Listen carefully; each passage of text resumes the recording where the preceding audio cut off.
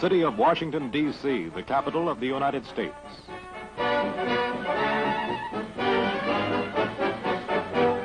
At its airport, a colorful crowd awaits to do honors to an important visitor from a faraway land, His Royal Highness Sardar Mohammad Daoud, Prime Minister of Afghanistan. Vice President Richard M. Nixon and Secretary of State John Foster Dulles, at the head of a delegation of government officials and members of the diplomatic corps, welcome the distinguished statesman on behalf of the American people. In the United States, at the invitation of President Dwight D. Eisenhower, Prince Daoud is accorded full military honors, including a 19-gun salute.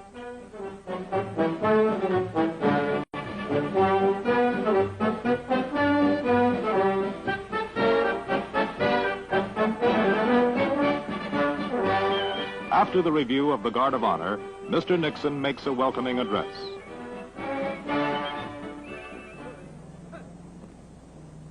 Your Royal Highness, it is my great honor and privilege to extend to you a welcome on behalf of the President of the United States and of the American people on the occasion of your visit to our nation's capital. May I say that this is particularly a personal pleasure for me, because I recall 5 years ago meeting you in your own country and the very gracious welcome that we received on that occasion. I came back with many impressions of Afghanistan, a land of superb and rugged beauty. But the major impression that I had was with regard to the spirit of your people, a spirit which through the centuries has meant that Afghanistan has been unconquered and unconquerable.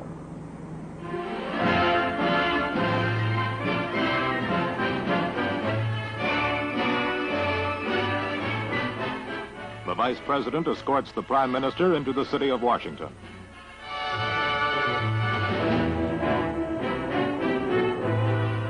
En route, the party glimpses the Abraham Lincoln Memorial to the 16th President of the United States.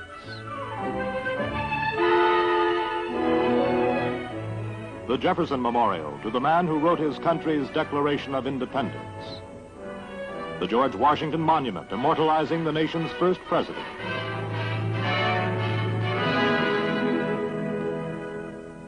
Across the street from the White House, official residence of the President of the United States, Blair House awaits the visitor from Afghanistan.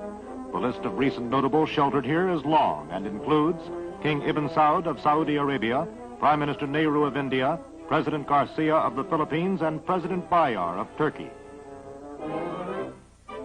Blair House flies the flag of Afghanistan for Prince Daoud's 3-day stay. A visit to the Arlington National Cemetery is Prime Minister Daoud's first official act. This is one of the most hallowed burial grounds in the United States, a final resting place for the country's war dead, heroes who gave, in Lincoln's words, the last full measure of devotion.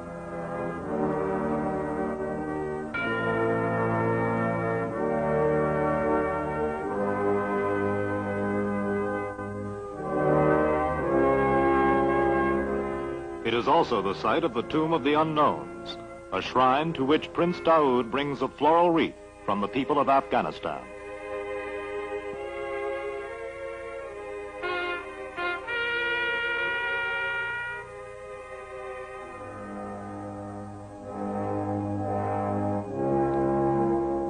The Prime Minister of Afghanistan proves a tireless traveler. Only a few of his many and varied activities can be shown in this film. Here, beautiful Mount Vernon, private home of the first President of the United States who took office in 1789. Washington, called the father of his country, is entombed amid the scenes he knew as a practicing farmer, and his tomb is another hallowed shrine. Prince Daoud brings a wreath of honor in the name of his country, a fitting tribute, for Washington was a great leader of men, men like the brave men of Afghanistan who fought and suffered for their independence. George Washington finally led his country in the successful revolution through which it became an independent nation, making its own laws and trusting in God for guidance and protection.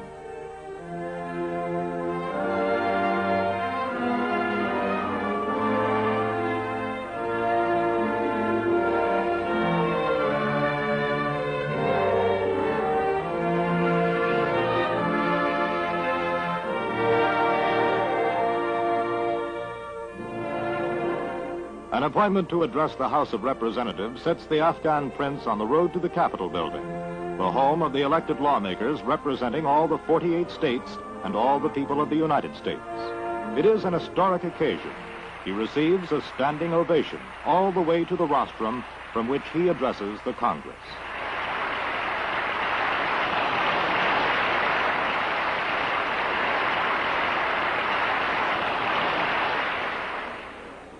نمایندگان محترم، از یافتن این موقع نیک که خیشتن را در معاصر نمایندگان محترم کشور دوست تزونی می‌یابم. From this national platform, Prime Minister Daoud's words are carried beyond this room to the nation. He conveys cordial greetings from the Afghans to the people of the United States, notes that both nations share a long and sacred tradition of freedom, independence, and struggle for national sovereignty, stresses that Afghans are prepared to defend these principles above any other consideration. شناسایی کامل مردم افغانستان با اصل‌هایی که پایه موجودیت کشور تزونی. He expresses his hope and conviction that through mutual respect for these principles, Afghans and Americans may strengthen and expand existing bonds of friendship, and working together with all other nations which respect freedom may help to achieve world peace, security, and better living conditions for men everywhere. Royal Highness's heavy schedule is the White House for the first of several warm and friendly talks with the 34th President of the United States, Dwight D. Eisenhower.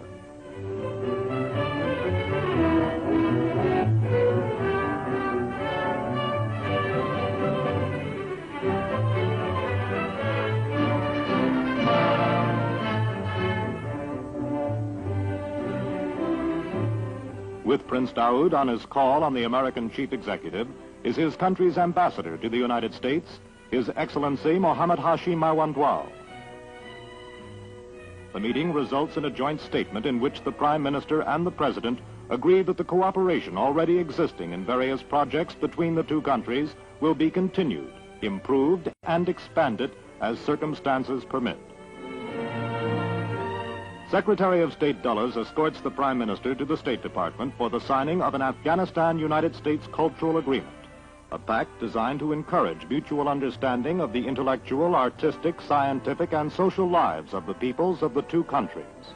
Also to facilitate the interchange between the United States and Afghanistan of prominent citizens, specialists, teachers, students, and other qualified individuals from all walks of life.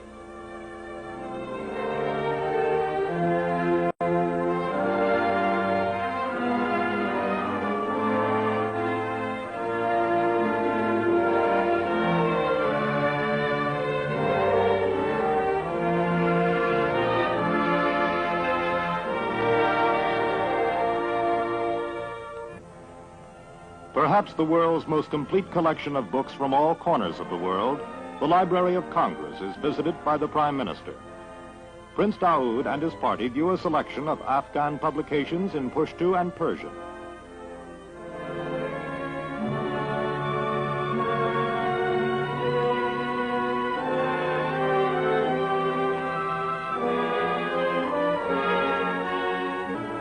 At the National Press Club, newsmen gather to hear and to question Prince Daoud. These men will report his words to the world.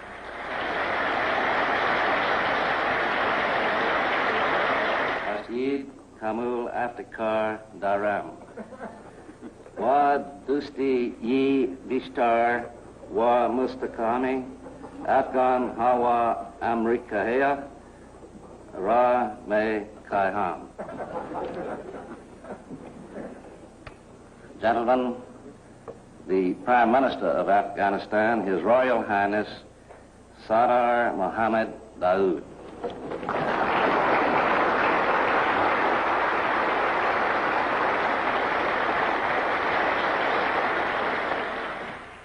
دوستان محترم، آرزومندم با مناسبت آن که امروز خویشتن را در میان شما می‌یابم بهترین مراتب مسرت خود را اظهار نمایم. یافتن فرصت برای ملاقات با اعضای مؤسسه‌ای که مساعیشان به پیمانه ملی و بین المللی To this audience, the Prime Minister elaborates the themes he has already stated in the House of Representatives. He emphasizes that the national aim of the Afghan people is the reconstruction and development of their country, economic, social, cultural. Toward this goal, he welcomes assistance from more developed nations on condition that there is a clear understanding of Afghanistan's independent policy of neutrality. In international affairs, Afghanistan wishes to play a role which will help to establish peace, cooperation, and friendship with all peoples and nations of the world. He notes that there have been certain misinterpretations about Afghanistan by certain sections of the press in some countries, and he appeals to the press to report conditions more accurately and correctly in the future. To this end, he offers the active cooperation of the Afghan government. After his address, Prince Daaud generously submitted to questions by members of this international corps of news correspondents. اجازه بدهید یک بار دیگر از مهمان دوستی و روحیه دوستانه‌ای که امروز من و همراهان من از طرف شما استقبال شده اظهار. An embassy in Washington is host at a reception for Prince Daaud given by Ambassador Mawandwal. More than 800 dignitaries, officials, and diplomats exchange greetings with the Prime Minister.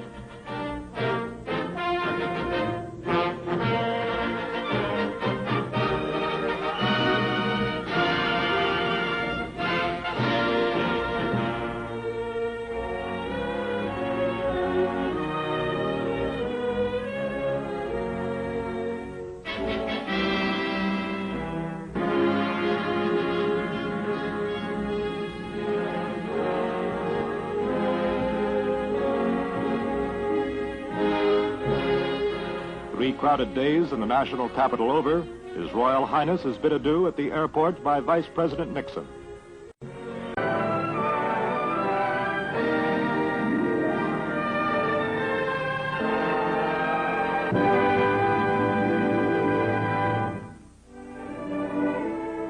Laramie, the site of the University of Wyoming, is of special interest. The university is training a number of Afghan students who are on hand to welcome their Prime Minister. Under an Afghan-United States technical cooperation agreement, the school has sent 53 American educators and their families to Afghanistan. Showing Prince Daaud through the university is its president, Dr. G.D. Humphrey, who tells the prince how he has improved American crops by means of plants introduced from Afghanistan.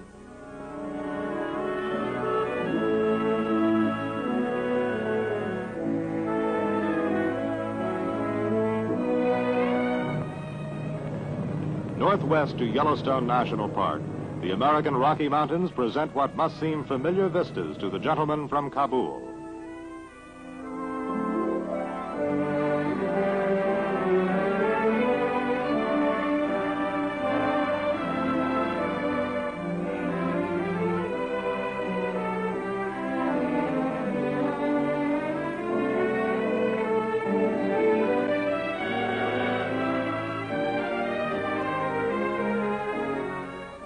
(3,472 square miles of natural wonder. In New York, His Royal Highness concludes his official visit with a final busy round of activities.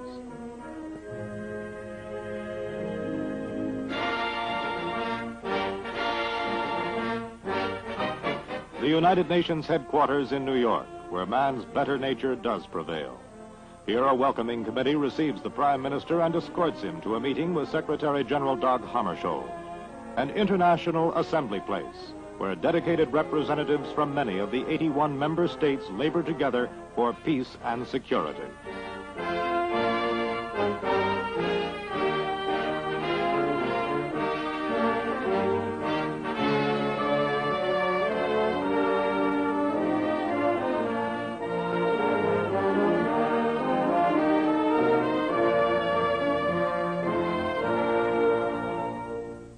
A reception in Prime Minister Daaud's honor is given by Afghanistan's permanent representative to the United Nations, Pajwak, and the Afghan Council in New York, Zayai, attended by many envoys to the World Organization and other notables.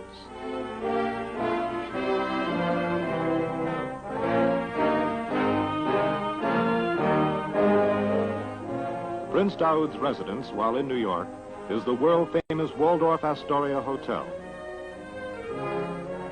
From New York, His Royal Highness says farewell to his old and his many new friends in America. در این موقعی که مسافرت حسنیت ما در امریکا به پایان رسیده و به سوی وطن برمیگردیم، میخواهم تشکرات قلبی خود را به حکومت و مردم امریکا تقدیم کنم. در مدت مسافرت در مختلف ایالات امریکا از میهمان دوستی و صمیمیتی که مشاهده کردیم